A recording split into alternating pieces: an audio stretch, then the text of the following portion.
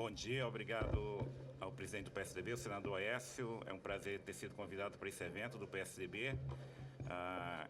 Quero dar bom dia a todas as autoridades, senadores, deputados presentes aqui, simpatizantes do partido. E vou falar rapidamente da questão fiscal, falar em grandes números de uma forma fácil para que a gente tenha ideia, do tamanho, do tamanho do problema. Basicamente, o que está acontecendo hoje no Brasil? A história do Brasil recente, depois da Constituição, é um país que na Constituição fez opção por um modelo bastante amplo de proteção social, inclusive com a participação de vários dos senhores que se encontram aqui, e isso levou a um crescimento do gasto estrutural ao longo dos anos 90. A exigência para o Brasil ofertar um sistema de saúde universal, integral e gratuito, e um sistema de educação universal e uma rede de proteção social para idosos, deficientes, isso foi se transformando em aumento do gasto ao longo do tempo. Mas foi um aumento do gasto com responsabilidade. Mais ou menos em 94, quando foi lançado o Plano Real, ao contrário dos outros planos de estabilização, o Plano Real teve uma preocupação muito grande com o equilíbrio fiscal. Num primeiro momento, houve um problema fiscal do tamanho da inflação para equilibrar as contas fiscais. No momento que isso ficou claro, o governo do então presidente Fernando Henrique Cardoso tomou as medidas necessárias. Medidas necessárias que foram reformas estruturais com aumento de receita, claro, para financiar a despesa. O Brasil tinha um gasto que saiu da Constituição que não era compatível com a arrecadação. Mas o ajuste que foi feito a partir de 97 e 98, depois do Plano Real, foi um ajuste que, além de focar corretamente no crescimento da receita para financiar os gastos obrigatórios, se fez mudanças estruturais, se fechou bancos estaduais, qualquer apoio a estados tinha uma contrapartida de ajuste, foram feitos planos de ajuste de todos os estados, novamente, se fechou o banco estadual, se privatizou, você tinha mudanças estruturais. Você tinha mudanças estruturais que aumentavam a capacidade de crescimento da economia.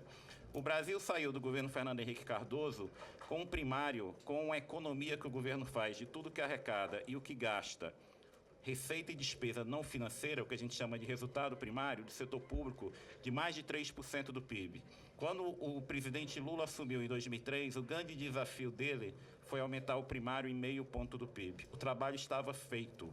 O presidente Lula assumiu em 2003, tendo por trás mais de uma década de reformas, com o crescimento da economia já garantido em uma circunstância externa extremamente favorável. O PT teve um grande mérito, a partir de 2003, de continuar com a política do então presidente Fernando Henrique Cardoso, dos quais 2 dessa mesa participaram ativamente, Gustavo e Armínio. E as coisas iam muito bem. O Brasil continuou a crescer. O nosso ciclo de reformas, que veio da década de 90, continuou até 2005, e o Brasil entrou num cenário muito positivo, com uma economia muito grande, uma economia fiscal muito grande, superávit primário grande, e com colchão para fazer frente a adversidades. Só que, a partir de 2007 e 2008, houve uma mudança brusca. A partir de 2007 e 2008, o PT resolveu testar a política econômica dele. E é uma política econômica muito baseada em intervencionismo, muito baseada na concessão excessiva de subsídio, como se a mera concessão de subsídios fosse levar o país a ter melhor educação, a inovar mais e a crescer mais. Isso não aconteceu.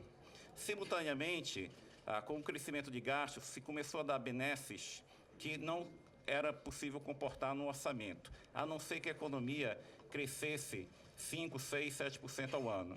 Simultaneamente, tem um problema no Brasil que grande parte do gasto público ele é atrelado ou ao crescimento da receita ou ao crescimento do PIB. Mais da metade, mais ou menos 75% do gasto público federal tem alguma regra de indexação ou ao crescimento da receita ou ao crescimento do PIB. Como a gente teve um boom de formalização a partir de 2004, não por causa das políticas do governo Lula, mas por causa de todas as reformas que esse país fez desde o final da década de 80, em conjunto com o boom de commodities e uma conjuntura externa extremamente favorável, isso se transformou em aumento de arrecadação. Logo, o aumento de arrecadação se transformou em todos os níveis de governo, Estado, município e governo federal, em aumento de gasto. Mas no caso do governo federal, a partir de 2008 e 2009, teve uma situação que se agravou. Qual foi a situação que se agravou? Qualquer país do mundo, quando faz a opção pelo social, quando faz a opção de ter uma rede de assistência social ampla, esse país não tem recurso para ser muito ativo em políticas setoriais. E a partir de 2008 e 2009, o governo quis fazer as duas coisas, quis abraçar o mundo com as pernas. E o que isso nos levou? O que isso nos levou foi o seguinte: o Tesouro Nacional emprestar para bancos públicos é algo normal, mas é algo normal quando isso é pouca coisa, quando o valor é pequeno. De 2001 a 2007, o Tesouro Nacional emprestava para bancos públicos, mais ou menos, até 2007, até final de 2007, 14 bilhões de reais. Isso era 0,3, 0,4 do PIB. Do final de 2007 ao final do ano passado, de 2014, o Tesouro aumentou a dívida bruta em 10 pontos do PIB, em 500 bilhões de reais, para emprestar para os seus bancos públicos fazerem políticas setoriais. A gente poderia pensar o seguinte: isso foi uma decisão legítima do governo, ele quis dar subsídios para empresas. Poderia ser legítima, mas o custo dessa política ficou escondido. O custo dos subsídios ficaram escondidos durante esses vários anos. O governo mandou bancos públicos financiarem, darem subsídio para vários setores, porque esse mesmo governo ele não tinha capacidade política nem convicção de fazer as reformas necessárias para o país crescer, queria fazer uma marcha forçada do crescimento, o mesmo erro que esse país fez na segunda metade da década de 70. Isso nos levou a um aumento brutal de dívida pública e de subsídio. Se os senhores olharem o orçamento do próximo ano, a conta de subsídio do próximo ano já é igual à do Bolsa Família. O governo colocou no projeto de lei orçamentária de 2016 que vai gastar com subsídios 28 bilhões de reais. 28 bilhões de reais é exatamente o que está no orçamento para o Bolsa Família. Se criou nesse país um Bolsa Empresário semelhante ao Bolsa Família. Se tentou cooptar o empresário para investir, dando subsídios, ao invés de fazer as reformas e melhorando nossa infraestrutura e a educação. Tudo isso foi agravado agora, no primeiro governo Dilma, por um motivo. Até 2011, o Brasil tinha um superávit primário de 3,1 do PIB. Em 2012, 2013 e 2014, eu estou falando de 3 anos, em 3 anos, a despesa primária, a despesa não financeira do governo central, cresceu 1,8 pontos do PIB. Isso é semelhante ao crescimento da despesa do governo central nos 12 anos anteriores ao governo Dilma. Em 3 anos, você teve um crescimento da despesa do governo central semelhante ao crescimento da despesa primária, que é a despesa não financeira, em 12 anos anteriores ao governo Dilma. Resultado, a gente saiu de um superávit primário de 3,1 do PIB em 2011 para um déficit primário de 0,6 do PIB, 32 bilhões de reais, em 2014. Esse governo começou com a seguinte tarefa: recuperar a economia, mas recuperar essa economia primária para que a dívida do Brasil não cresça muito, significa um esforço fiscal de mais ou menos, até 2018, 200 bilhões de reais. Por quê? Você partiu de um déficit primário de 0,6 do PIB, neste governo já tem um gasto contratado de previdência de mais ou menos 1% do PIB, e o governo promete 2% do PIB de superávit primário até 2018. Você junta tudo isso, dá um esforço fiscal em 4 anos de 3,6 pontos do PIB, que são 200 bilhões de reais. Mas aí entra o problema. Como fazer um ajuste de 200 bilhões de reais em um governo que tem uma extrema dificuldade de fechar 2, 3, 4 ou 10 ministérios? Como fazer um ajuste fiscal de 200 bilhões de reais de um governo que tem medo de colocar as pautas difíceis na mesa e discutir abertamente com associações empresariais, com sindicatos e com organizações da sociedade civil? Uma coisa que não se pode ter medo no Brasil é de discussão, é de debate aberto. Você tem que... Os políticos brasileiros e o governo têm que aprender a sentar na mesa com sindicatos de trabalhadores, com entidades empresariais e com representantes da sociedade civil e falar abertamente o problema e se tentar buscar uma solução. Porque hoje, o que se tem no Brasil é, mesmo que a gente volte a crescer 4, 5% ao ano, isso não solucionará nossos problemas fiscais. Por quê? Porque 75% da nossa despesa no governo federal é mais ou menos indexado ou ao crescimento do PIB ou ao crescimento da receita. Por exemplo, no ano passado, o gasto com saúde ele cresceu 10% em relação a 2013. Por que o gasto de saúde em 2014 cresceu 10% em relação a 2013? Porque é um gasto vinculado. Em 2013, o crescimento do PIB foi 10%. Logo, em 2014, o crescimento do orçamento da saúde foi 10%. Onde é que gestão poderia nos ajudar? Se a gente tivesse um governo bom gestor, um governo eficiente, esse gasto tão grande estaria se transformando numa revolução, tanto na área de saúde quanto educação. E não se vê essa revolução, se vê só o peso do gasto e dos impostos. Então, assim, é muito difícil. A gente está num momento que algumas regras terão que ser postas à mesa e debatidas de forma muito clara com a sociedade. Pode-se chegar à conclusão que determinada regra, determinada vinculação do gasto é essencial, dado o nosso histórico de desigualdade, e se isso é essencial, vamos deixar. Mas isso é um debate político. Ajuste fiscal é um debate político. Ajuste fiscal em qualquer lugar do mundo é ou cortar despesa, ou aumentar a receita, ou uma combinação das duas coisas, que ninguém gosta. Não é bom cortar despesa, ninguém gosta de cortar despesa, quem perde não gosta, e ninguém gosta que se aumente receita. Mas esse é o debate, e é um debate que é político. Já deveria estar muito claro. O Arminio falava uma coisa durante o debate na campanha eleitoral, que era... com respaldo do senador Aécio, que no dia 2 de janeiro é preciso ter, de forma muito clara, para apresentar para a sociedade todos os planos de cada uma das áreas do novo governo, para se debater com a sociedade, para se criar um consenso político de um ajuste fiscal e das reformas necessárias para o crescimento do país. Infelizmente, esse debate político, essa clareza do que é o ajuste fiscal, não um ajuste conta-gotas, não um ajuste só focado no fiscal, sem um ajuste mais amplo, de reformas estruturais que melhorem o crescimento da economia, isso não foi posto por esse governo até hoje. Então, isso torna o cenário fiscal muito mais difícil. Por quê? Porque, dadas as condições atuais, o Brasil não tem como, não é como cumprir meta de primário. O Brasil não tem como ter superávit primário nem nesse ano, nem no próximo, nem em 2017, nem em 2018. E, dado isso, os mais pessimistas dos pessimistas, quando falavam que a dívida pública do Brasil, a bruta, poderia chegar a 70% do PIB até 2018 e 2019, eles eram tidos como lunáticos. O mercado hoje discute em que mês do próximo ano a nossa dívida bruta vai ultrapassar 70% do PIB. E aí vocês poderiam falar o seguinte, mas não é problema, porque o Japão tem uma dívida pública de 270% do PIB. Acontece que Japão, Alemanha e Estados Unidos são países desenvolvidos, eles se financiam com juros reais quase zero. O Brasil é um país em desenvolvimento, e no grupo de países em desenvolvimento, o Brasil está ultrapassando a Índia e passará a ser o país mais endividado do mundo em relação ao seu PIB. E não existe nenhum país emergente com dívida bruta de 70% do PIB com grau de investimento. Resultado, a gente está numa situação muito difícil, porque não tem um plano de ajuste estrutural, não tem reformas postas. Qual é o plano do governo para dar continuidade à agenda de privatização? Qual é o plano de governo de reformas estruturais?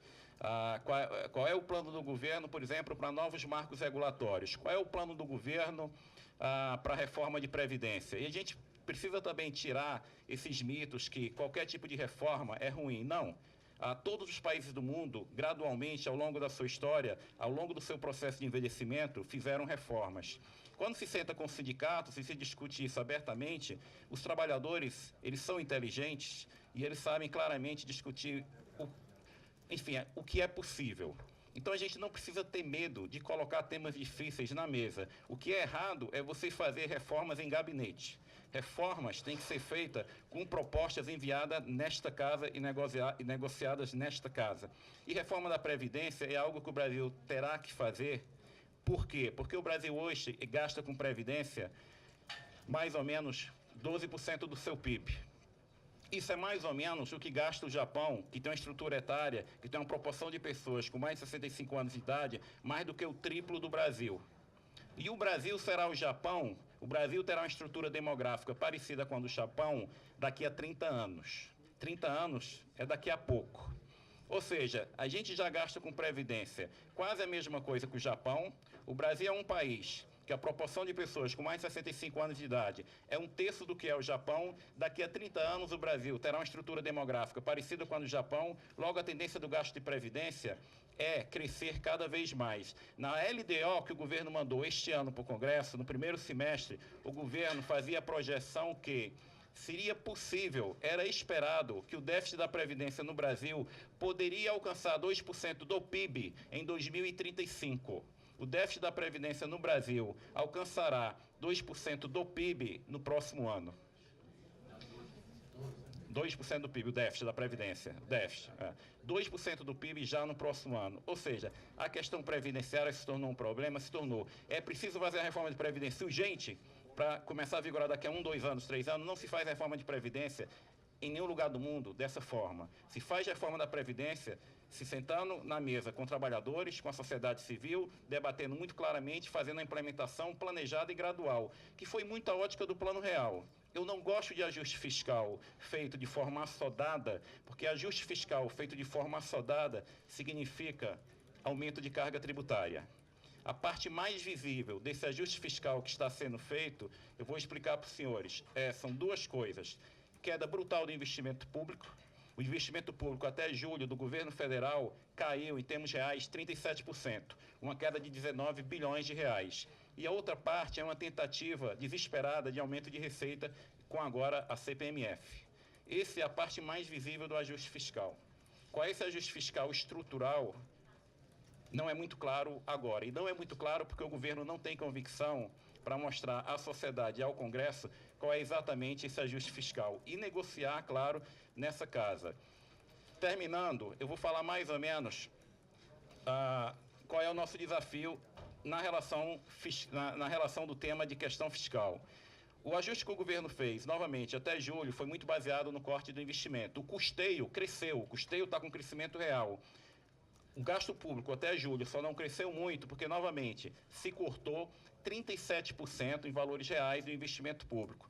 Em 4 anos do governo Dilma, em valores nominais, a despesa do governo central, do governo federal, cresceu 200 bilhões de reais. O crescimento do investimento desses 200 bilhões foi 20 bilhões de reais. Em 9 meses desse governo, a presidente vai conseguir cortar toda a expansão do investimento público dos últimos 4 anos. No final desse ano, o investimento público da União sobre PIB será mais ou menos de 0,7, 0,8 do PIB, o que era em 2007. Em pouco mais de um ano, a gente está retornando ao investimento como proporção do PIB do que era em 2007. Para o próximo ano, se os senhores olharem o orçamento, qual é a projeção do governo para o investimento no próximo ano, que está no orçamento de 2016, exatamente igual ao desse ano, o que ele vai executar esse ano. Ou seja, a gente vai cortar o investimento esse ano em valores reais perto de 40%, no próximo ano não crescerá, a gente está no meio de uma recessão, o governo quer aumentar imposto e não dá para a sociedade um plano crível, porque se aumentar o imposto hoje, daqui a 2 anos, nós teremos o mesmo problema. Então, o desafio fiscal, é claro, eu posso colocar aqui qual é a agenda fiscal, eu posso mostrar quais são os problemas, como eu tenho dito. Será necessário a gente discutir ao longo do tempo, não é ajuste de curto prazo, é ajuste estrutural, negociado com centrais sindicais, com empresários, com a sociedade civil. O novo plano, o novo regime de previdência, não é mudar tudo, é colocar algumas regras, é melhorar o sistema. É preciso colocar mais justiça, nos gastos de assistência sociais. Hoje no Brasil, se você tem uma família, um homem e uma mulher, que nunca contribuíram para a Previdência, quando eles tiverem 65 anos de idade, eles terão uma renda maior via assistência social do que uma outra família, um homem e uma mulher, em que um deles contribuiu a vida toda com salário mínimo para a Previdência. Ou seja, a gente tem que tornar todo o nosso sistema, nosso gasto social mais justo, mais eficiente e, de fato, fazer a mudança estrutural no crescimento do gasto, o que exigirá mudar algumas regras de indexação do gasto público. Não tem outra saída. A grande esperança é que vocês, políticos, que nunca se furtaram do debate, que participaram do Plano Real, que colocaram tudo planejado, tudo antecipado na mesa, possam fazer isso novamente. Obrigado. Muito bem, Massueto.